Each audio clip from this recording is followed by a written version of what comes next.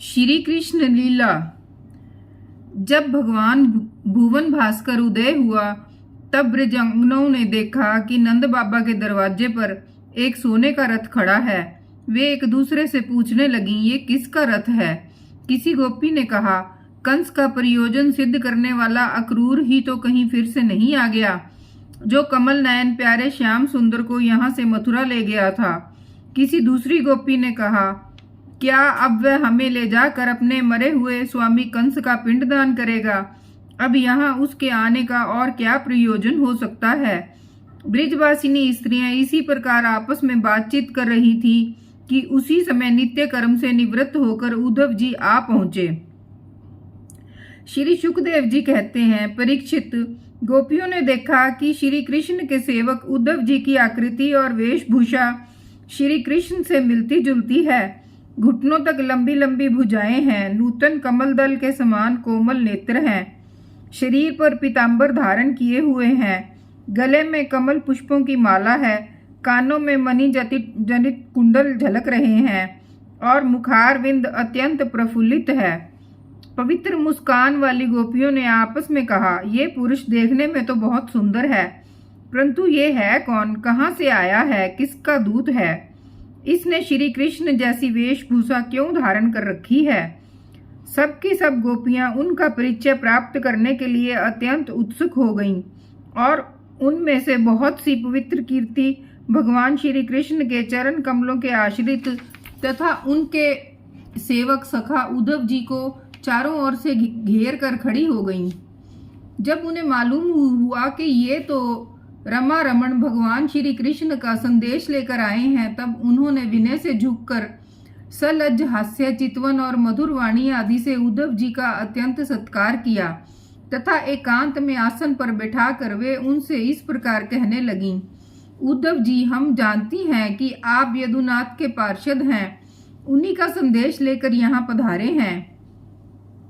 आपके स्वामी ने अपने माता पिता को सुख देने के लिए आपको यहाँ भेजा है, अन्यथा हमें तो अब वह इस नंदगांव में गोओं के रहने की जगह में उनके स्मरण करने योग्य कोई भी वस्तु दिखाई नहीं पड़ती।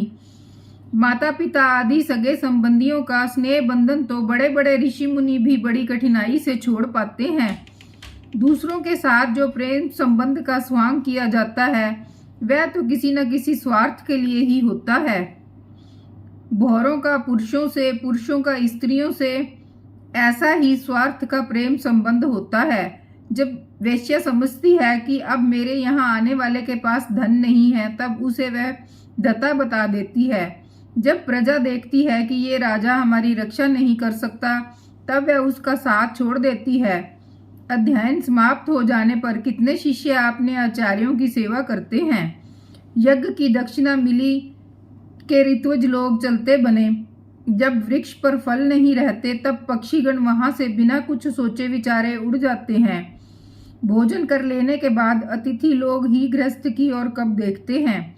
वन में आग लगी के पशु भाग खड़े हुए, चाहे स्त्री के हृदय में कितना भी अनुराग हो, जार पुरुष अपना काम बना लेने के बाद उलटकर भी तो नहीं देखता। परीक्षित, गोपियों के मन, वाणी और शरीर श्री कृष्ण में ही तल्लीन थे। जब भगवान श्री कृष्ण के दूत बनकर उद्धव जी ब्रज में आए, तब वे उनसे इस प्रकार कहते कहते ये भूल ही गई कि कौन सी बात किस तरह किसके सामने कहनी चाहिए। भगवान श्री कृष्ण बचपन से लेकर किशोर अवस्था तक जितनी भी लीलाएं की थीं, उन सब की याद कर करके गोपियां उनका गान करने लगीं। वे आत्म विस्मृत होकर स्त्री सुलभ लज्जा को भी भूल गईं और फूट फूट कर रोने लगीं। एक गोपी को उस समय स्मरण हो गया था कि श्री कृष्ण की मिलन की लीला का। उसी समय उसने देखा कि पास ही एक भंवरा गुनगुना रहा है। उसने ऐसा समझा मानो मुझे रूठी हुई समझकर श्री कृष्ण ने मनाने के लिए दूत भेजा हो। वह गोपी भौरे से इस प्रकार कहने लगी। गोपी ने कहा, रे मधुप, तू कपटी का सखा है, इसलिए तू भी कपटी है। तू हमारे पैरों को मत छू, झूठे प्रणाम करके हमसे अनुनय विनय मत कर। हम देख रही हैं कि श्री कृष्ण जी की जो वनमाला हमारी सोतों के वक्ष स्थल से स्पर्श से मसली हुई है, उसका पीला पीला कुमकुम तेरी मूछों पर भी लगा हुआ है। तू स्वयं भी तो किसी कुसुम से प्रेम नहीं करता, यहाँ से वहां उड़ा करता है।